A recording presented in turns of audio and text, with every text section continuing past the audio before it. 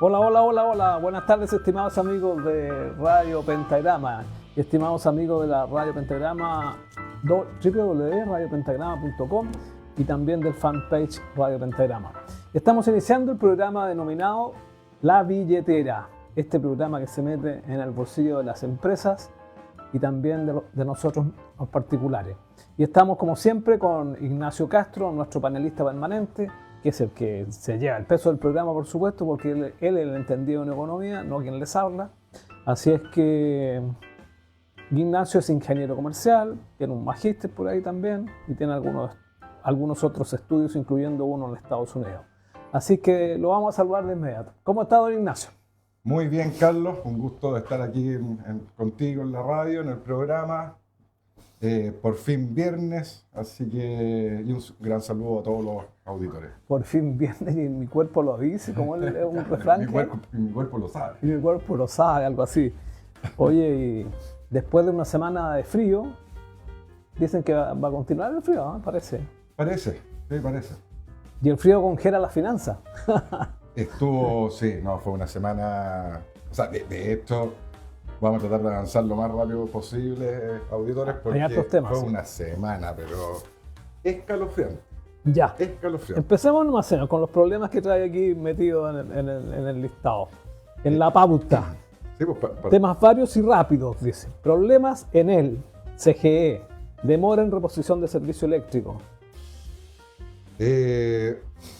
Bueno, todos seguramente han visto que está la ensalada con este tema de la reposición sobre todo en Santiago. De la energía eléctrica, sobre todo en Santiago. De hecho, estuve viendo un mapa y claro, efectivamente los problemas se concentran allá, pero hay varias regiones con problemas, particularmente el Maule, no tanto.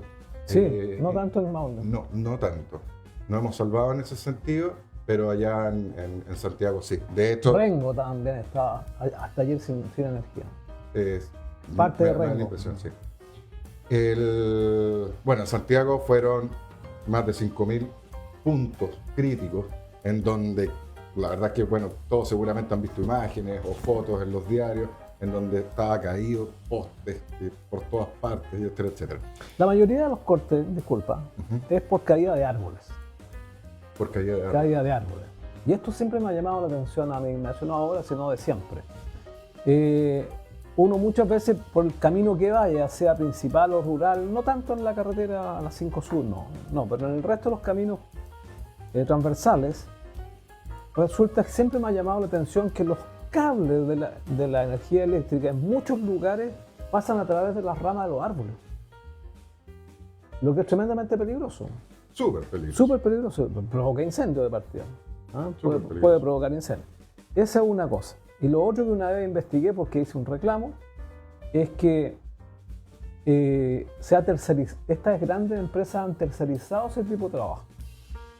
¿Qué significa esto? Por ejemplo, en Constitución, no es la CGE la que corta directamente o tiene que mantener limpios los árboles de las líneas, sino que son empresas contratistas de ellos.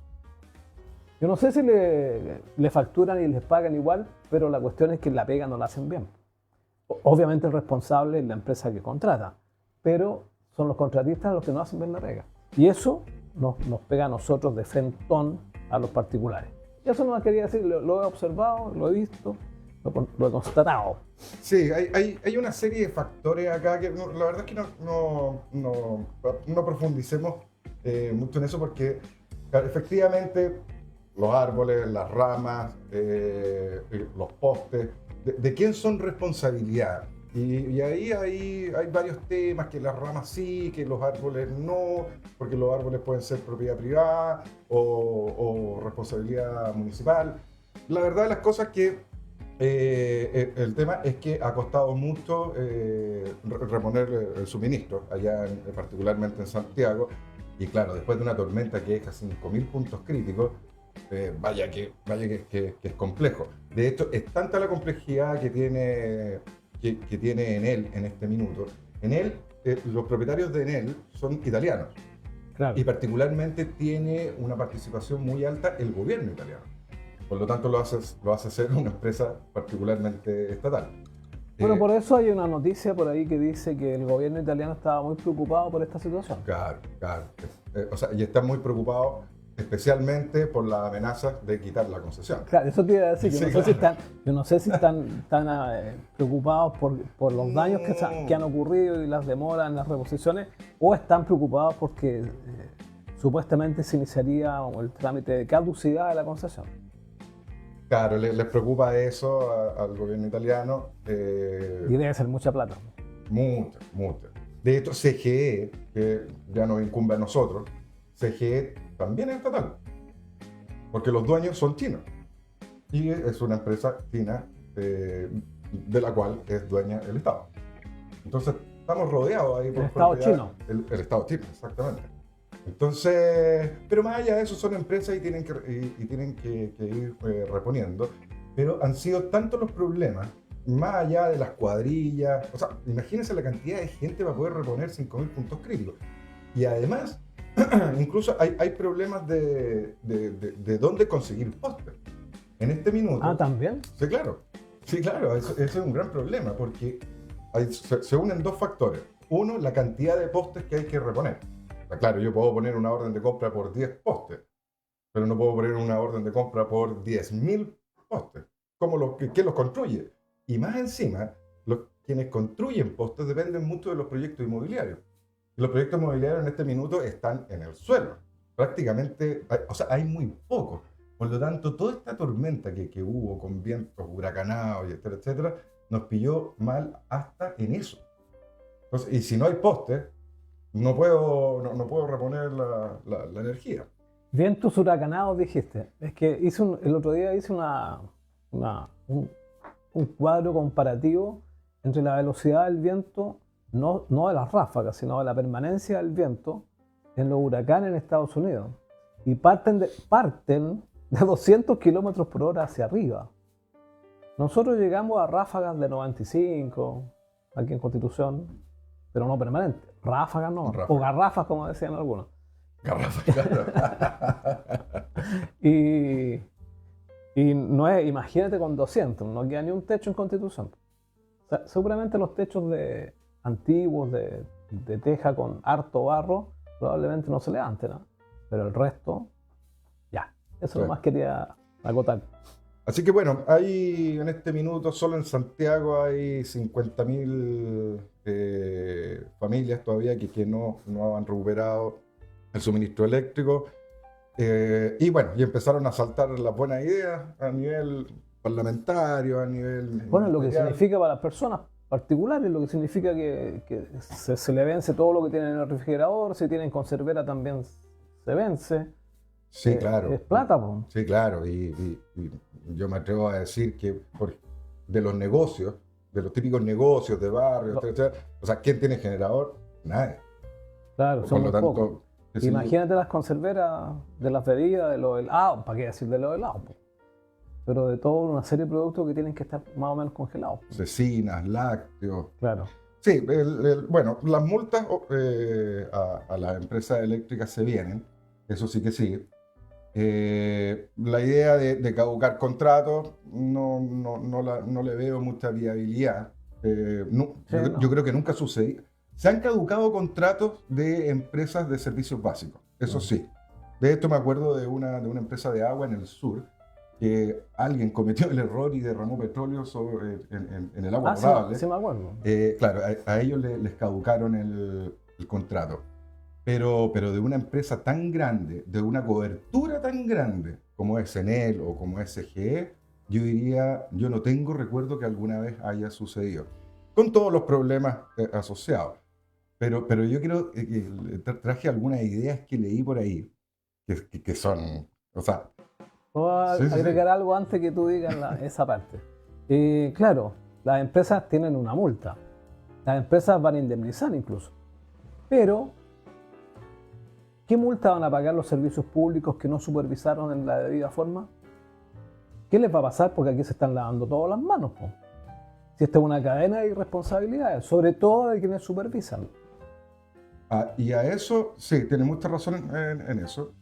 Y además hay que sumar de que a mí me ha llamado mucho la atención en donde el gobierno efectivamente ha criticado y ha tratado de agilizar vía presión a la compañía, pero entiendo que recién hoy día, una semana después de que quedó la embarrada, pidieron a los militares ayuda para poder... O sea, después de una semana, estamos hablando que el gobierno tiene cuadrillas en el MOB, tiene cuadrillas, qué sé yo, en el Serviu, tiene elementos como para poder haber ayudado en esta catástrofe.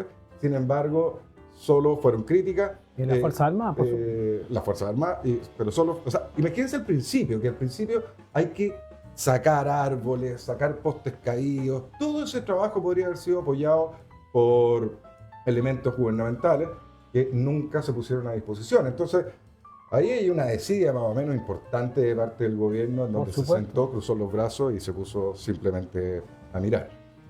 Y la idea... ¿Cuáles son las ideas brillantes que traje? Bueno, no son tuyas. No si la oí por ahí. Ya. Pero hubo una que me llamó la atención. Hasta estatizar el servicio de distribución. Auditores, estatizar el servicio de distribución. El gobierno no es capaz de distribuir, ni siquiera fue capaz de distribuir la ayuda para las alzas de la cuenta de la luz. Y sale algún iluminado diciendo de que el Estado se debería hacer cargo de la distribución de la energía. No, créanme que no. Salieron otros criticando de cómo es posible de que en Chile no estén soterrados los cables en general. Y eso es un tema un poco complejo. También de billete. Claro, de billete, y adivine quién termina pagando todo ese soterramiento. Sí. Todos nosotros. A través de la cuenta. Soterrar, estuve tratando de averiguar, y soterrar se estima en alrededor de $1 millón la cuadra. No la manzana, auditores. Una cuadra cuesta alrededor de $1 millón tirar los cables por abajo. Ahora, han habido ideas de que una empresa, por ejemplo, se haga cargo de construir los ductos, o sea, que no sea la distribuidora, sino que sea una empresa, una tercera empresa, que construya los ductos bajo tierra y que arriende sus ductos a todas las compañías que necesitan pasar cables por ahí. Ya sea eléctrico, ya sea de cables, sea fibra, sea lo que sea. Ahí se presenta otro problema. Un problema es lo caro que es, porque ya se transforma en algo inviable. O sea, pensemos solo en Constitución. ¿Cuántas cuadras habrán? O sea, estamos hablando de, no sé, 200, 300, 400. Solo Constitución costaría, no sé, $500 millones. O sea, imposible. Soterrarla. Bueno. Y el otro problema que hay es que en este minuto, la cantidad de cables, si ustedes se fijan en un poste, auditores, ustedes van a ver que por arriba del poste siempre pasan 3 cables. Los eléctricos. Esos son los cables, esa es la tensión alta. Esos son los cables que llevan la luz a su casa. Un poquito más abajo viene un enjambre horrible y espantoso de cables que ensucia toda la ciudad, en todas partes, no solo aquí en Constitución, que pasan los cables de baja tensión, que son, qué sé yo, la fibra, la telefonía, el telecable, y etcétera, etcétera. Los medios de comunicación. Claro, todo lo que es baja tensión, que son alrededor, no sé, serán 20 volts, 24 volts, entonces... Pero son como 10 cables más. Y a veces claro. más. El problema es que cuando van las compañías y necesitan restablecer, por ejemplo, o crear, o cambiar fibra, aumentar la fibra, no sacan la anterior. Esa se queda ahí.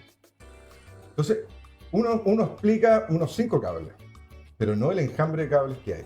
Y lo otro que está sucediendo es que cada vez se están ocupando menos. Les pongo ejemplo en mi oficina. En mi oficina yo tengo telefonía, de esto tengo 2 líneas de telefonía, tengo internet, tengo telecable, tengo todo. Y el único cable que llega a mi oficina es el de la luz. No llegan otros. Por lo tanto, esos cables se van a ir extinguiendo. De esto, ¿a cuánto estamos? El problema es que no lo sacan. El problema es que no lo sacan, y el problema es que si se llegara a hacer un proyecto para soterrar los cables, los únicos cables que se van a terminar yendo a esos ductos van a ser los cables eléctricos. Por lo tanto, después usted va a mirar su cuenta y se va a dar cuenta de la cuenta que le está llegando ahora para pagar una inversión de ese tipo. Mira, esto nosotros en los medios de comunicación radiales y en particular nosotros nos dimos cuenta de una normativa que es la siguiente. Mira, la primera vez que empezamos con la radio en el año 2000 más o menos, había un evento en el Teatro Municipal y nosotros teníamos la radio en Calle Bulnes. Entonces, las personas que trabajaban en la radio me dijeron: oiga, don Carlos, ¿sabe que nosotros tenemos un cable hasta el Teatro de Constitución, o el antiguo cine, digamos? Un cable, ¿cómo un cable de aquí hasta allá? Bueno, ¿y quién autoriza esos cables?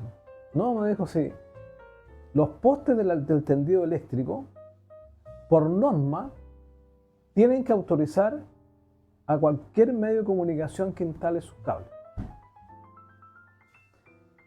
Es obvio que tiene que ser así, porque si no la distribuidora de energía no va a estar pacientemente soportando 10, 20 cables por poste, y no solo de un poste a otro, claro, porque a ellos también les entorpece el trabajo. Su trabajo, cuando hacen reposiciones o qué sé yo, cambio de poste, tienen que sacar toda esa cablería que no es de ellos, que es mucho más que la de ellos. Entonces el otro día leí un artículo que le echaban la culpa a las compañías de energía eléctrica porque iban dejando los cables que no usaban, en desuso los dejaban instalados. Eso no es efectivo, yo me he fijado en muchas partes. Los cables que están ahí no son los de las empresas eléctricas, son del resto. Medios de comunicación, exacto, TV cable, telefónica, fibra óptica, etc. Ellos son los que no sacan los cables cuando los dejan en desuso, los dejan ahí, carepalo. Y me imagino que es el mismo fenómeno que ocurre con la gente que tiene que sacar los arbolitos metidos entre medio de los cables eléctricos, que estas grandes empresas también tienen contratistas para hacer eso.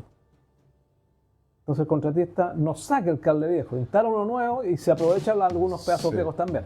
Entonces, pero por eso te digo yo, ahora, ¿quién supervisa en nuestro querido país el cumplimiento de las normas de este tipo? Nadie. Hay entidades que tienen el deber de hacerlo, pero no lo hacen. No lo hacen porque me voy a indisponer. Después no me va a saludar el jefe de no sé qué cuestión. O el tipo que trabaja ahí en la oficina de Entel me va a mirar feo. Entonces, no, ¿cómo les voy a estar pidiendo que saquen los cables en desuso? No. Que lo haga otro.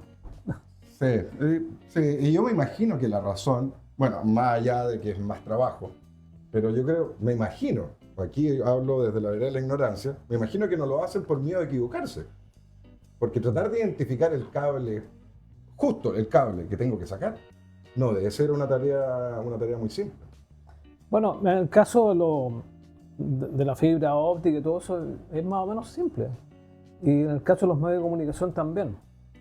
El problema, como te digo, es otro, que nadie supervisa que los saquen. Y nadie supervisa habiendo organismos que debieran preocuparse de eso. Incluso yo opino que hasta la municipalidad debería preocuparse de eso. Porque hay varias calles aquí, por ejemplo la calle Cruz, que llega a la plaza de armas de la ciudad, que tiene ¿cómo te podría decir? Un enjambre de cables tan grande que afea el panorama. Y se ve horrible. Afea la calle, se ve horrible. Entonces también yo creo que la dueña de la ciudad, que es la municipalidad, debiera también preocuparse de ese tipo de cosas. Ojalá escuche a alguien del municipio para darle esta idea a quien corresponde. Y tome la decisión de que, oiga, me están ensuciando la ciudad. Po. Eso es lo que tendría que decir el alcalde, estimo yo. ¿Ah? Bueno. Podría haber algo de presión ahí de parte de la municipalidad. Yo creo que la dirección de obras no tiene mucha injerencia ahí, pero sí... No, pero tienen ellos... Pero sí presionar. Tienen encargados eléctricos incluso. Los que reponen las luminarias y todo eso. Sí, bueno, eso sí. Y yo me acuerdo que aquí, cuando la gente reclamaba que en su calle faltaban luces o hacía más de meses que estaban apagadas las luminarias, me acuerdo que nosotros hacíamos de puente y como radio y le informábamos a los encargados del municipio de las luminarias callejeras. Y ellos las reponían. Así que alguna injerencia tienen que tener. A todo esto, unas felicitaciones para la radio, entre paréntesis, porque después del temporal, o sea, de todas las radios que tengo en la memoria en la camioneta, la única que funcionaba era la radio Pentagrama. Sí, con menos potencia, pero funcionábamos. Tenemos un sistema de emergencia, Ignacio, que sale cuando se corta la luz en el Cerro Mutrón. Un desastre el Cerro Mutrón. Se cayeron árboles, se cayeron postes. Me imagino. Pero sí, me llamó la atención eso. Vamos al bolsillo. Sí, vamos al bolsillo. Había traído como tema. Tremendo tema. El quiebre de Huachipato. El cierre de Huachipato. El cierre de Huachipato. Bueno, Huachipato es una. Anda pesado hoy día, Ignacio. Trajo primero el problema el problema y lo que afecta al bolsillo de las personas, porque sin energía no pueden conservar sus bienes, los pequeños comerciantes pierden sus cosas. Y también ahora el cierre de Huachipato como para alegrarse, como para alegrar el ambiente. Sí. Bueno, ahí va a haber un problema más o menos grande. Alrededor de 20.000 personas trabajan directa o indirectamente en la fundición. Y esos son 20.000 hogares. 20.000 hogares, exactamente. O sea, si multiplicamos por 4, 80.000 personas. 80.000 personas.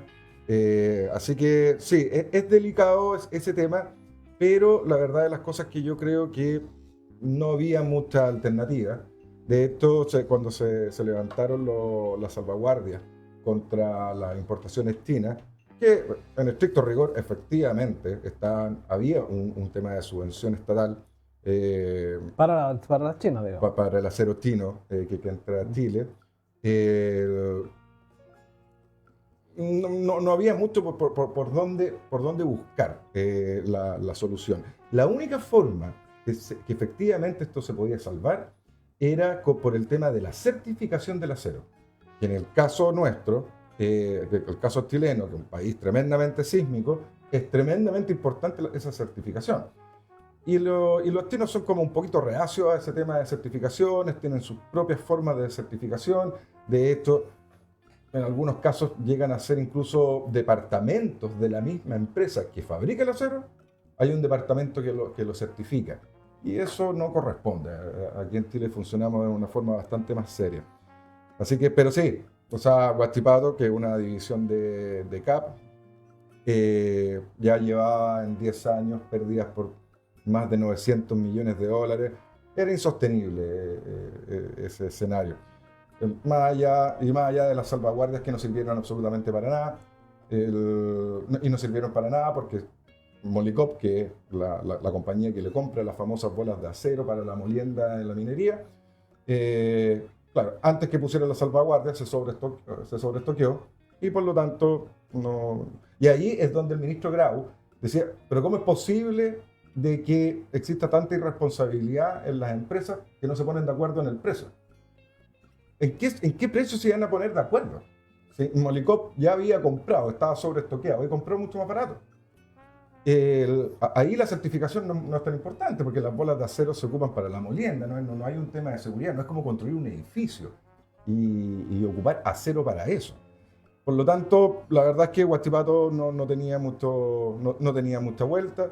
Lo único, esperemos que se haga un buen plan de reinserción de toda la fuerza laboral que existía o que existe hasta el día de hoy en la planta, para que efectivamente el daño sea lo menor posible. Mira, a mí este tipo de situaciones me caen como matar la guata, te lo digo sinceramente, porque obviamente este es la culminación de un proceso que lleva muchos años. Muchos. Pero estos procesos, ¿por qué se producen? Porque Chile se desprotegió. Entonces, no es lo mismo abrirle las puertas a las importaciones que abrirle las puertas a importaciones que vienen subvencionadas. Todos sabemos que los productos chinos son subvencionados por el Estado chino. Ellos dicen que no, porque la empresa no está directamente subvencionada, pero los insumos, sus contratistas y todos los departamentos que no son dependientes directamente de la misma empresa sí son subvencionados. Entonces, sí, no, de hecho la subvención parte de la base, ¿eh? Claro. Porque recordemos que allá en China, por ejemplo, si una empresa se quiere instalar una fábrica, necesita comprar un terreno aquí en Chile, ¿no es cierto? Tiene que disponer de ese terreno o arrendarlo, pero lo tiene que disponer. Allá en China no. El terreno es estatal. Por lo tanto, no es un gasto que tengan que hacer. Y créanme que eso es un gasto tremendamente grande en cualquier parte del mundo, menos en China. Por lo tanto, sus costos de fabricación, no directos, pero sí indirectos, caen bastante y por lo tanto pueden llegar a menores precios. Los chinos de hecho se defendían porque ¿por qué nos están acusando de dumping a nosotros? Siendo Claro. que ocupamos del acero que fabricamos, ocupamos el 90, el 95% en producción interna y el resto lo exportan muy poco. Bueno, pero que no importa que sea poco lo que exportan, si el daño se está produciendo igual. Y nosotros no fuimos los únicos. En Europa se hizo lo mismo, en Estados Unidos se hizo lo mismo. Mira, esto a mí me lleva, este tipo de situaciones me lleva de inmediato a pensar en los problemas que estamos teniendo los chilenos en relación a los productos chinos que están entrando a nuestro país. Por ejemplo, en Constitución hay como 4 o 5 supermercados chinos. Menos mal que no son de abarrotes, pero son de todo tipo de cosas que no se coman, ¿no es cierto? ¿Y qué ha pasado? Excepto unas golosinas, unos Claro, dulces. unas cosas, sí, cosas así. pero el grueso son de todo, de todo. Entonces, ¿qué pasó con la boutique de Constitución? ¿Qué pasó con los pequeños negocios que se dedicaban a vender bisutería, qué sé yo? Cerraron. Están todos cerrados. Este es un problema muy serio. Nosotros no podemos estar entregando el mercado abierto a otro país. Primero tenemos que preocuparnos de los chilenos. Y este problema, recuerdo haber escrito un artículo hace como 10 años atrás en el diario El Centro de Talca, que hoy día ya no existe, en un lugar bastante importante del diario, porque considero una aberración que un país esté haciendo y entregándose a una economía que no respeta ningún canon de economías libres. De partida, las empresas chicas, medianas, grandes, como sean, que se instalan fuera de China, primero que nada, tienen que pedirle la autorización al gobierno chino. El gobierno chino hace el estudio de mercado, si le conviene o no, y lo pueden autorizar y se lo pueden denegar.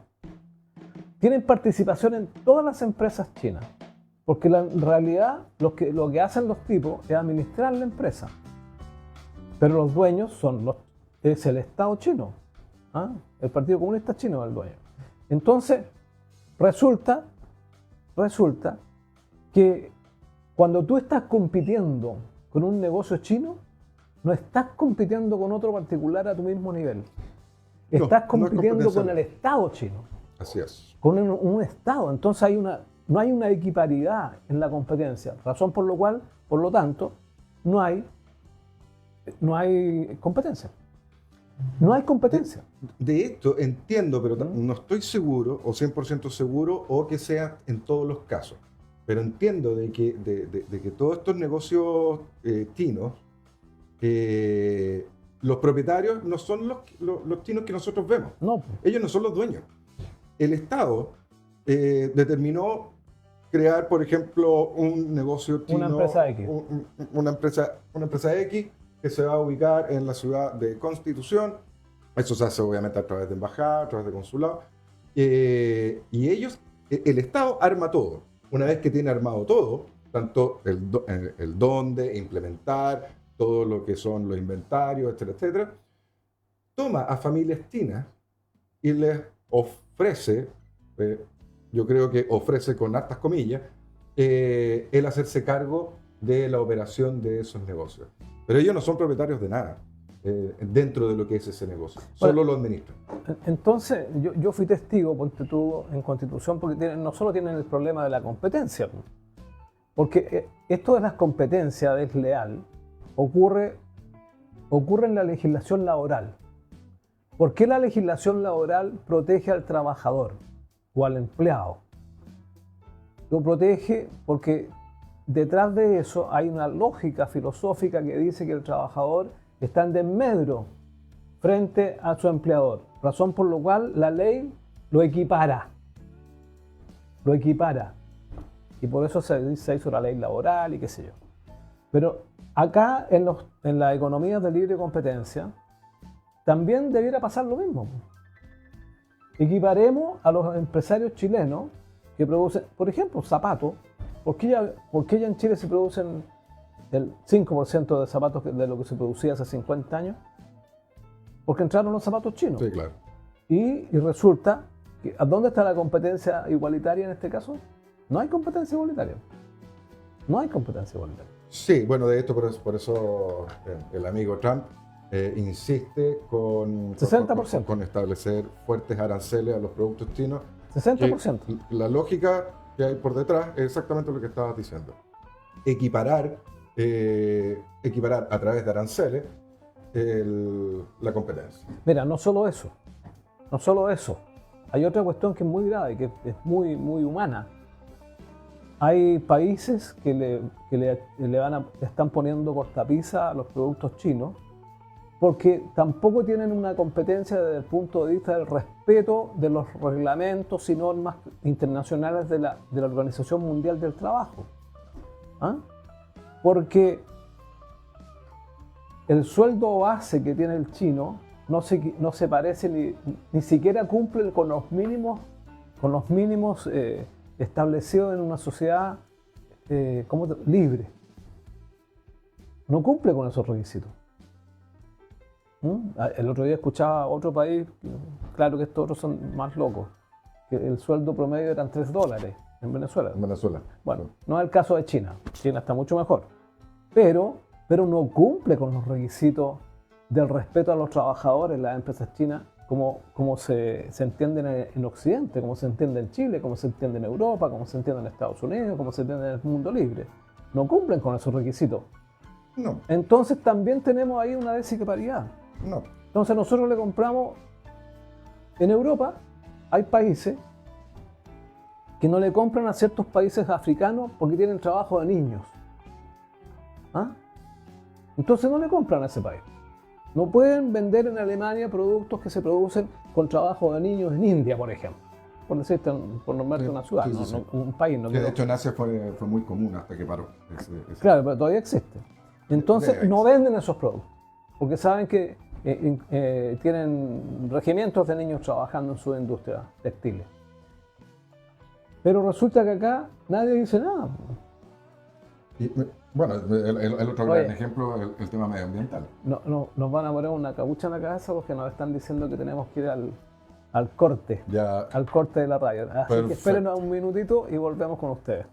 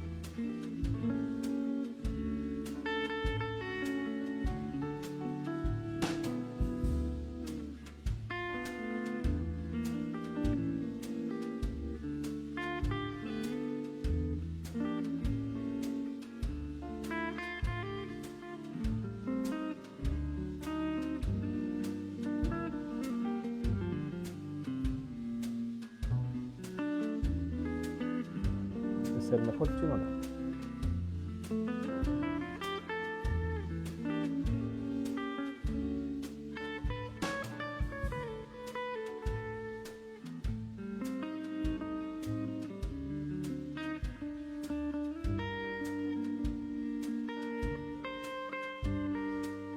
Estamos en el Radio Pentagrama, en su programa denominado La Billetera.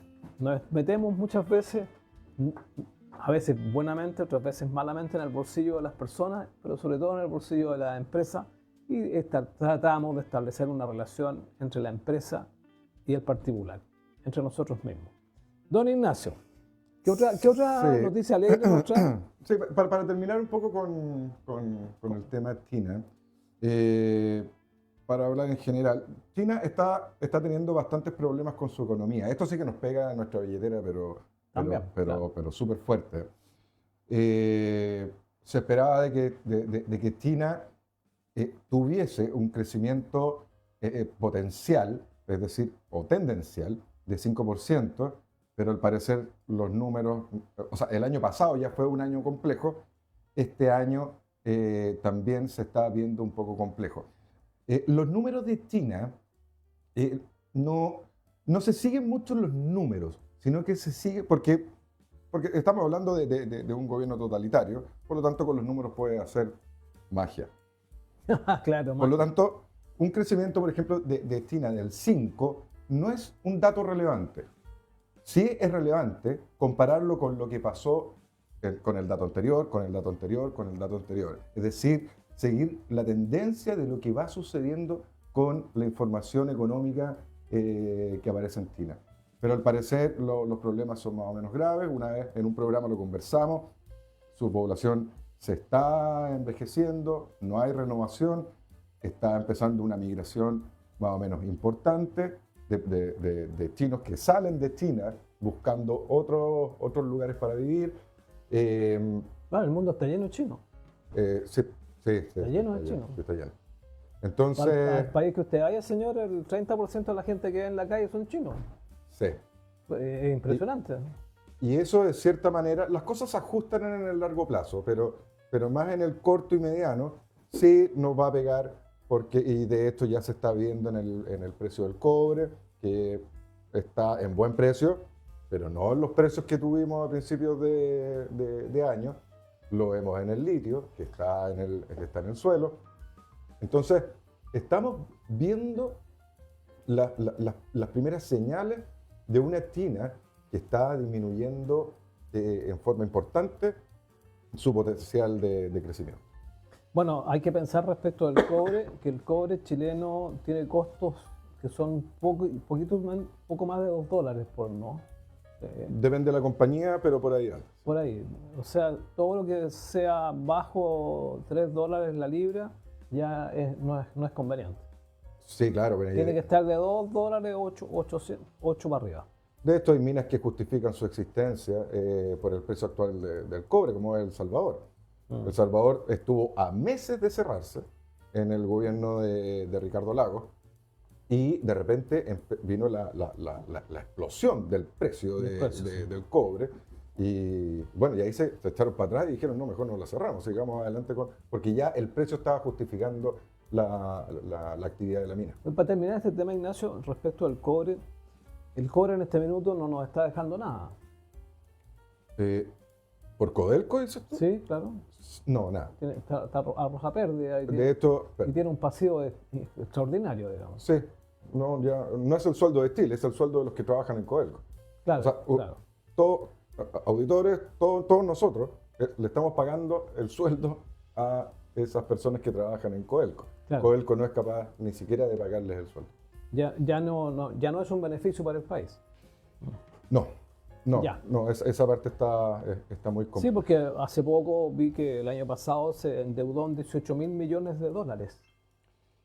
La deuda total de esto que tiene en este minuto Codelco llega a los 34.000 millones de dólares. No lo puedo creer. No, es una cifra horrenda de grande, y hay que tener presente que esa deuda, ¿por qué llegó a tanto? Que es más o menos unas tres veces el patrimonio de Codelco. O sea, debe 3 veces, Codelco se debe 3 veces. Debe tanta plata. Pero ¿por qué llegó a ese punto? Por ser una empresa estatal. Bueno, por ser una minera, la minera más grande del mundo, ok, pero además por ser una empresa estatal. ¿Por qué? Porque una deuda de Codelco es avalada por el Estado de Chile, claro. que en estricto rigor nosotros no somos el Estado de Chile, nosotros financiamos al Estado de Chile.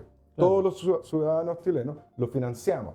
Por lo tanto, es una garantía prestarle plata a Codelco. A una empresa estatal. A una empresa estatal, pero ya llegó a esos niveles y sigue acumulando pérdidas. El año pasado fueron 530 millones de dólares en pérdidas operacionales. Por lo tanto, sí, está color de hormiga ese tema en Codelco.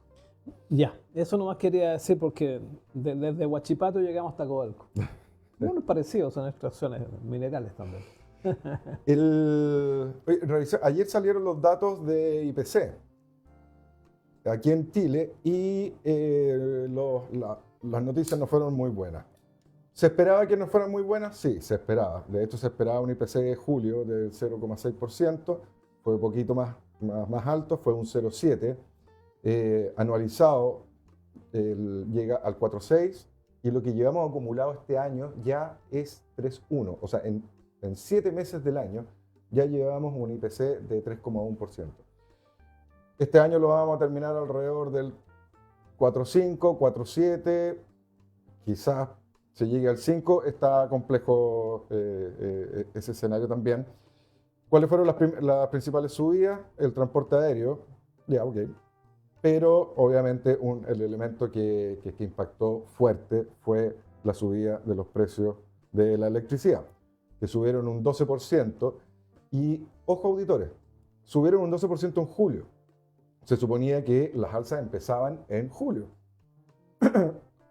Bueno, les debo decir que en el año ya las alzas eléctricas acumulan un 22,3%. Ya venían desde antes. De esto lo conversamos aquí en el programa. Sí. Todo esto partía en junio y efectivamente, bueno, los números lo reflejaron en los índices del IPC. ¿Cuáles fueron las bajas? La bencina, que cayó un 1,6, pero en el año ya va 3,6 arriba. La bencina sube o baja dependiendo del precio internacional y del tipo de cambio. Bueno, aquí veo que, que estamos pesados hoy día, ¿no? Estamos pesaditos.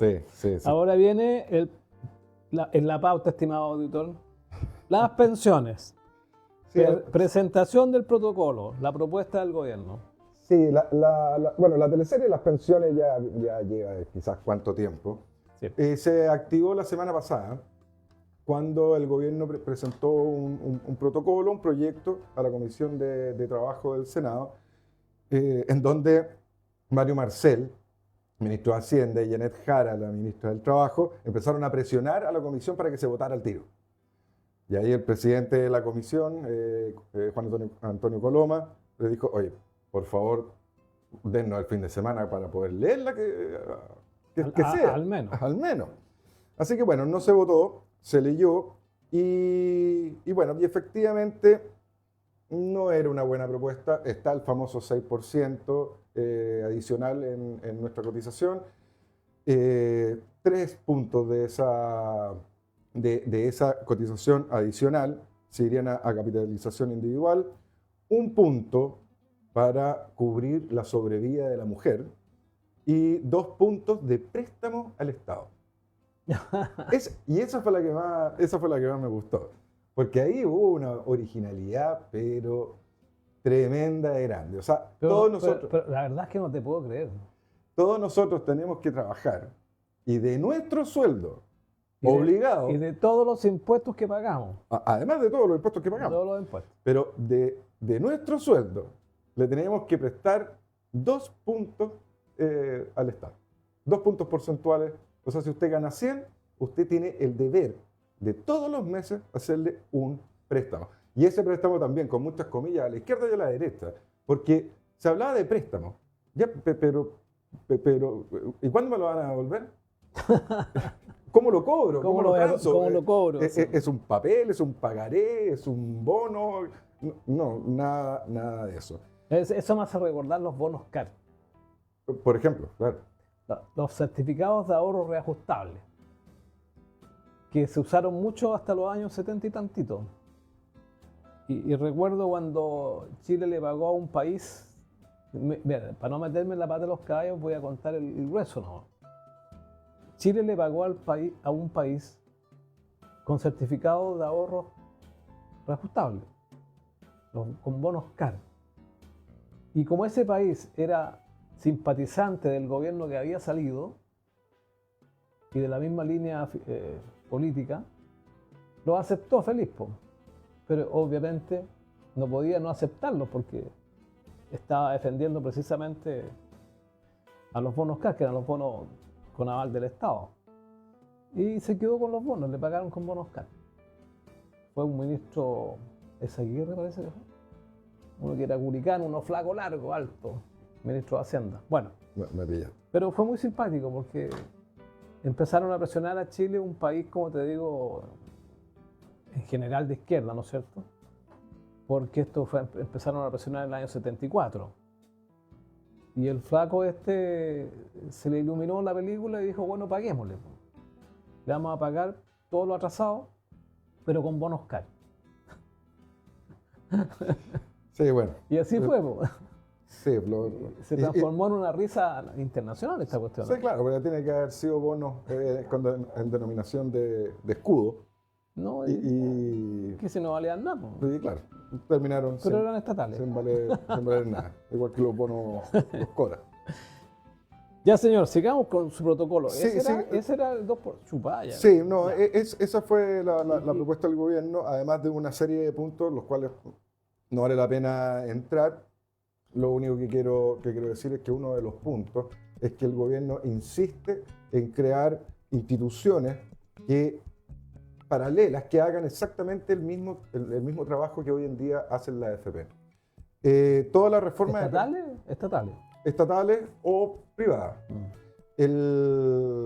Y la verdad de las cosas es que si uno analiza todo, bueno, de hecho se anduvieron enojando porque salió una minuta de la asociación de AFP, sí, en donde criticaban todo esto, y salieron la Janet Jara, esta niñita Vallejo, a decir, pero ¿cómo es posible? Que falta de respeto, y etcétera, etcétera. Bueno, pero es la verdad, o sea, aquí se está tratando de hacer algo que ya se hace y se hace bien, pero lo quieren hacer en paralelo. Entonces, todo es mucho más caro, no hay propuestas interesantes, excepto subir la cotización en un 6%.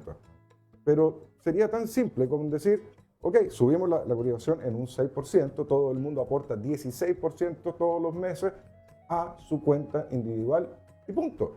Y todo lo demás sigue funcionando bien, sigue funcionando igual. ¿Hay mejoras posibles al sistema de AFP? Por supuesto que deben haber mejoras, pero el sistema funciona. Que las pensiones sean bajas es otro tema totalmente distinto. Y si yo no ahorro en mi vida, por supuesto que voy a tener una pensión baja o incluso tal vez no voy a tener ninguna pensión. Entonces hay que tener bien claro eso de que primero la plata de nuestro trabajo es nuestra y no la toma el Estado por ningún motivo. Nosotros la invertimos donde queramos, está bien, tiene que ser una AFP, eso está muy muy bien porque así hay un conjunto de compañías total y absolutamente reguladas que hacen un trabajo también a su vez regulado en beneficio de todos nosotros, de todos los trabajadores. Así que básicamente quería anunciar eso. Bueno, aquí tiene usted el IPC, la presentación del protocolo de la propuesta. La Comisión de Trabajo del Senado. ¿Qué querías hacer? No, es básicamente lo que estábamos viendo. Todo este cuento terminó en donde la Comisión de Trabajo del Senado determinó de que no se iba a votar en este minuto. El gobierno cedió, le sacó la urgencia y se la cambió a urgencia simple. Por lo tanto, esto se va a ver en enero. El hecho que se vea en enero, justo antes de que el Parlamento ya salga en receso de verano, como que da la impresión de que esto no se va a volver a abordar porque se tendría que volver a abordar en marzo y ya en marzo ya estamos con elecciones presidenciales, ya empezó ese periodo en donde la reforma de pensiones va a quedar atrás. Yo lo lamento por ese 6%, porque efectivamente debería subir un 6, un 7, un 8. La verdad que no sé, de esto ni siquiera sé de dónde salió alguna vez ese 6%, la cifra de 6%. Pero si se sube un 6%, muy bien, bienvenido. Claro, eso va a subir las pensiones. Por supuesto, Obvio. y la va a subir en un 60%, si es tan simple como eso. Ah, fantástico. Sí, claro. Ese es uno de los objetivos que tiene el 6%. El alza del 60% de las pensiones. Bueno, Sí. aquí le pusiste aquí a la pauta, Chile es un país caro. Sí, no sé si alcanzamos, pero lo vamos a repasar Tiene rapidito 5 minutos, señor. sí, porque hice unos cálculos. Porque siempre se habla de que Chile es un país caro. Todo el mundo lo dice, opina sobre cómo se ha encarecido Chile, etcétera, etcétera. Y hagamos un pequeño análisis de... Comparativo, ¿no? Sí, de si Chile es caro. Porque uno dice, ya, es caro, pero ¿con respecto a qué? Sí. ¿Es caro en relación a qué? O sea, Claro. en relación a Luxemburgo, no es caro, es muy barato. Sí. Pero ¿es barato? Efectivamente. Veamos. Aquí hice unos cálculos. El ingreso per cápita, porque para comparar entre Chile y Estados Unidos. A ver, ¿Chile es más barato o más caro que Estados Unidos en términos proporcionales, obviamente? El ingreso per cápita de Chile son $17.100 anuales. El de Estados Unidos es $81.700 anuales. Ahora, ¿son comparables esos 17.000 contra los 81.000? No, es injusto. ¿Y por qué es injusto? Porque efectivamente los precios en los cuales nosotros nos desenvolvemos, en los precios del almacén de la esquina, del supermercado, de cuánto cuesta un auto, un pasaje, etcétera, una bebida, lo que sea, no son los mismos precios de exactamente los mismos productos en Estados Unidos. O sea, una bebida, una Coca-Cola, una Pepsi, aquí en Chile, cuesta efectivamente más barato que en Estados Unidos. Por lo tanto, esos $17.000 que nosotros tenemos como ingreso per cápita nos alcanza para mucho más de lo que nos alcanzaría esa misma plata en Estados Unidos. Claro. Y ahí hay que hacer un ajuste. ¿Para qué? Para comparar peras con peras. Y eso se le llama la paridad de poder de compra o la paridad de poder adquisitivo. Así se llama técnicamente en economía. ¿Qué es lo que se hace? Se compara no son canastas, pero sí son, por ejemplo, los gastos que tiene que hacer una familia para poder subsistir, más otro tipo de bienes que son exactamente comparables en un país versus el otro. ¿De acuerdo? Por lo tanto, se hace una relación entre la canasta en el país, en Chile, y esa misma canasta en Estados Unidos. Y se ve qué relación hay entre los precios de las dos canastas. Ese índice es alrededor de un 1,8 veces. Es decir, Estados Unidos es 1,8 veces más caro que Chile. Por lo tanto, si yo gano, $1 millón aquí en Chile, yo puedo comprar ciertos bienes. Si yo, para comprar esos mismos bienes en Estados Unidos, yo tendría que ganar $1.800.000. No sé si se entiende. Esa es la relación. Esa es la relación que 1.8. 1.8. 1.77 va a ser más exacto, pero además eso va cambiando. Eso va cambiando a través del tiempo. De hecho, antes era mucho más grande la diferencia. Hoy en día ya no está. Yo me he fijado que los precios de los bienes raíces en Estados Unidos serían incomprables para Chile. Una casa mediana Claro. vale fácilmente $200.000. Sí, los precios inmobiliarios y especialmente después de estos últimos 10 años, en donde los precios de las viviendas se dispararon en Estados Unidos. Sí. O sea, uno ve los datos de Florida y del estado, que es el estado donde más se ha construido. Es muy alto. Ahora se han estancado. Ahora último se han estancado. Después de la pandemia, ese índice se estancó. Ahora hay precios equivalentes. Yo me he fijado que la ropa, por ejemplo, tiene precios equivalentes a lo que tiene la ropa en Chile. La alimentación, algunas cosas sí, otras cosas no. Ahora, a mí me llama la atención, eso sí, un hecho, la calidad. Esa es otra cosa. Nosotros Sí. pagamos haciendo ¿cuánto se llama? La paridad De poder de compra. de poder de compra, pero las naranjas que echamos adentro, los plátanos que echamos adentro, la mantequilla que echamos adentro, etcétera, etcétera, la calidad que tiene Sí, claro. es muy inferior a la que echas allá. ¿Sí? Y lo peor, o sea, saca un racimo de uva. La calidad es totalmente distinta. Totalmente distinta. Y es nuestro también. Porque nosotros se la exportamos. Claro, pero te digo, la calidad es la distinta. Es decir, esa calidad en general en Chile no se encuentra. No se encuentra. Sí, no, es más difícil.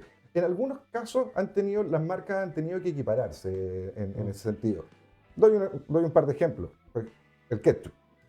El ketchup, cuando yo era chico, el ketchup chileno era horriblemente malo. Empezó a llegar ketchup de Estados Unidos, que era mucho más rico y no era tan caro. De hecho, si alguien ha ido al Líder, hay una marca ahí que se llama Great Value, y llegaba con buenos precios. ¿Qué es lo que tuvo que hacer Mayoa? ¿Qué es lo que tuvo que hacer, qué sé yo, Helm? Subir el nivel de calidad del ketchup que estaba vendiendo y de otras cosas. Entonces han ido equiparando ese Bueno, pero ya 1.8 más caro es Estados Unidos. Es Estados Unidos. Tenemos que terminar. Pucha, la flauta. Ya, pero... Enúncelo. ¿Ah? ¿Qué es principal? Enúncelo. No, pero déjame terminar con esto porque no hemos concluido si es que Chile es caro o no es caro. Ah. Y me queda la última patita. A ver. Recuerden, auditores, Estados Unidos es 1,8 veces más caro. Sin embargo, el ingreso per cápita de los norteamericanos, ajustándonos nosotros a ellos por paridad de poder de compra, es 2,64 veces. O sea, ganan mucho más de lo más caro que es Estados Unidos. Por lo tanto, ¿Chile es caro? Sí, es caro.